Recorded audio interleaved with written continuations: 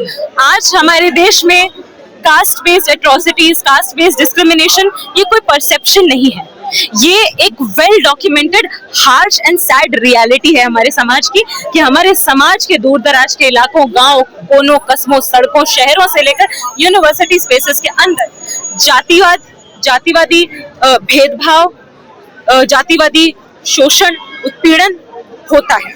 रोहित वेमुला का नाम, पायल तड़वी का नाम एक बड़ा हिस्सा स्टूडेंट्स का जानता है, और एक बहुत बड़ा हिस्सा चंक है, ढेर है ऐसे नामों का जो दर्ज तक नहीं हुए हैं। तमाम एंकर तो मना कर रहे हैं, कोई भेदभाव नहीं होता।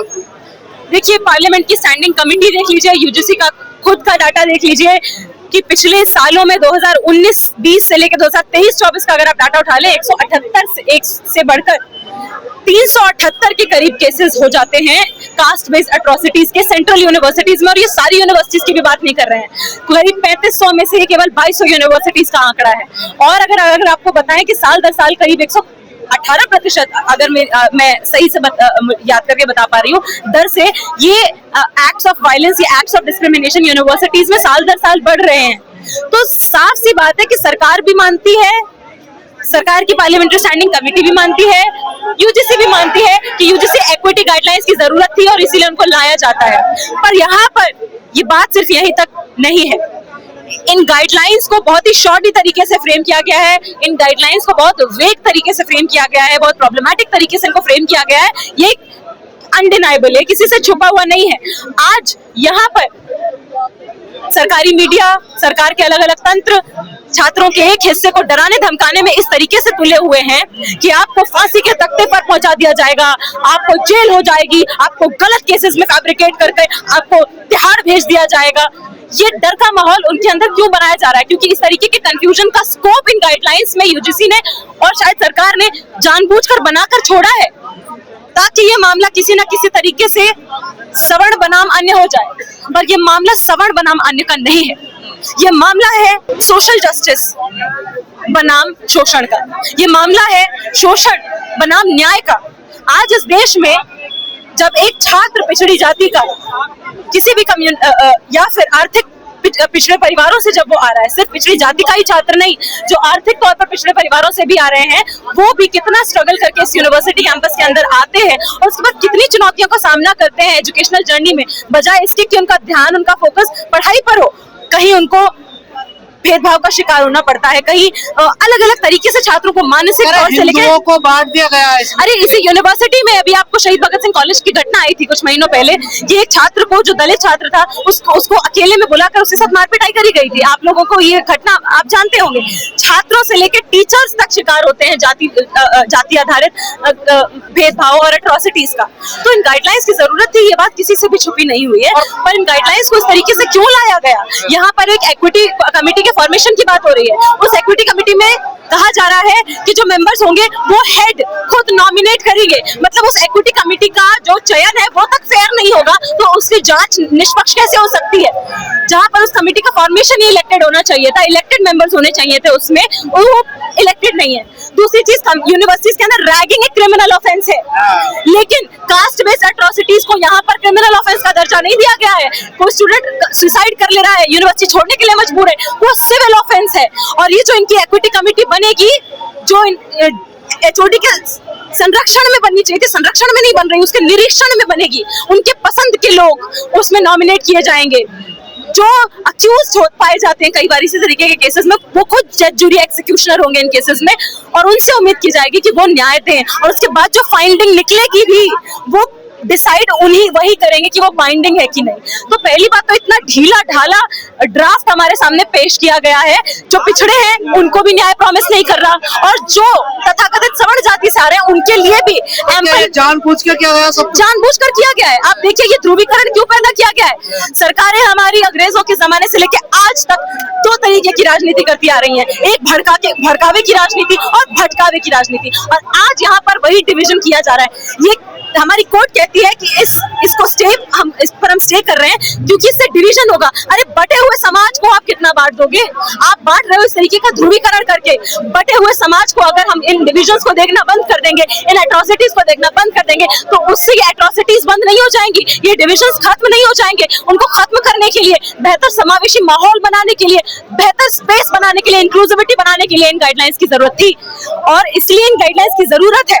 यहाँ से हमारी मांग है कि यूजीसी एक्विटी गाइडलाइंस को बेहतर तरीके से रीफ्रेम करके इनको लेकर आया जाए।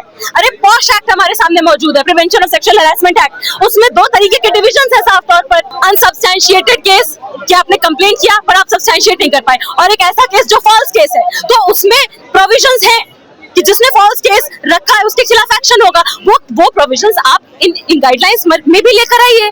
हम कोई छात्र नहीं चाहेगा कि किसी भी जाति का छात्र आ रहा हो, तथाकथित सवर्ण जाति से आ रहा हो, वो फॉल्सली अक्यूज हो।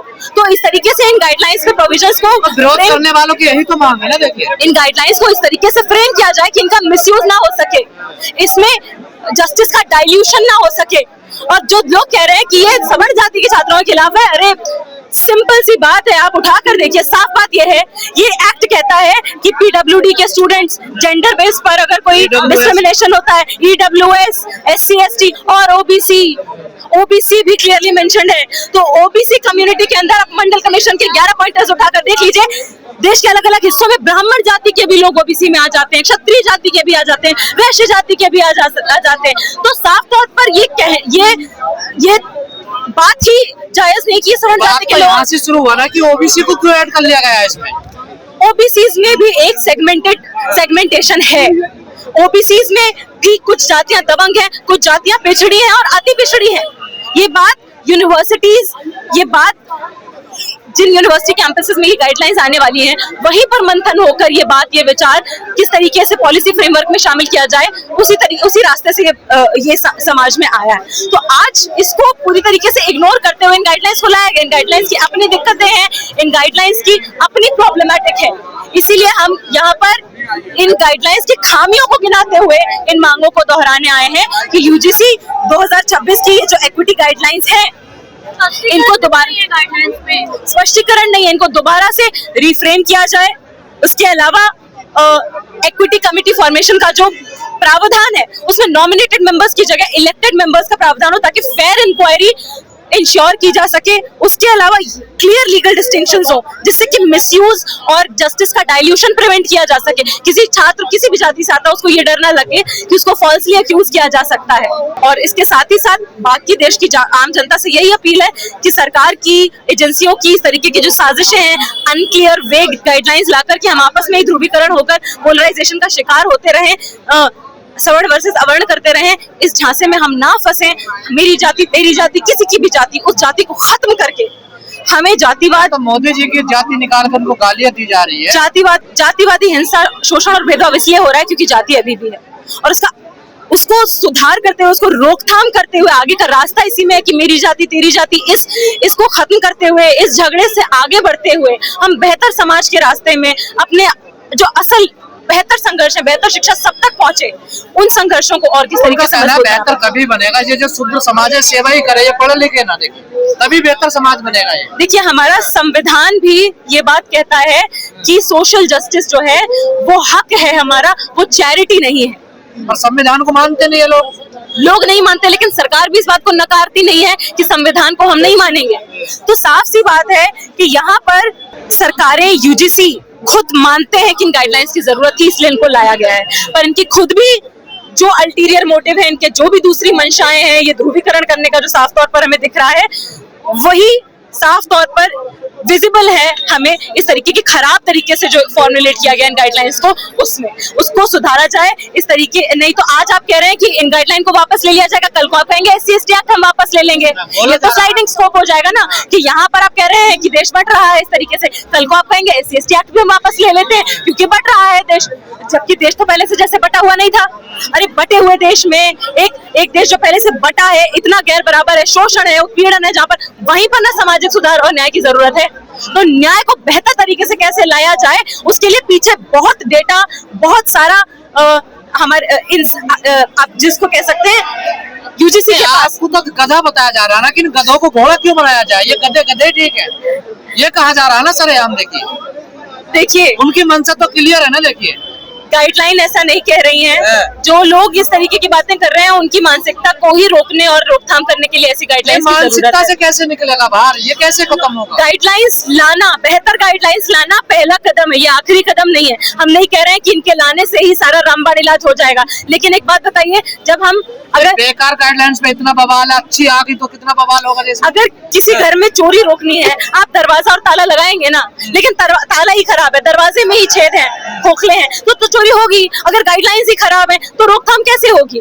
तो गाइडलाइंस इसी तरीके की लाई गई है जिससे न तो जो जिसको अवर्ण कहा जा रहा है उसको फायदा हो रहा है, और जिसको सवर्ण कहा जा रहा है उसको नहीं है नुकसान, लेकिन उसको लगता रहेगा कि उसको नुकसान है। इस तरीके से इस गाइडलाइंस को फ्रेम किया गया है। इसके आज यहाँ पर हम सामाजिक न्याय के लिए हल्ला बोल करने के लिए आए हैं। आज जो न्याय को टाला गया है हमारी सुप्रीम कोर्ट द्वारा, इट इज वेरी अनफॉर्चुनेट, और न्याय को जब भी टाला जाएगा तो उस पर चुप्पी साधे रहना आपराधिक है।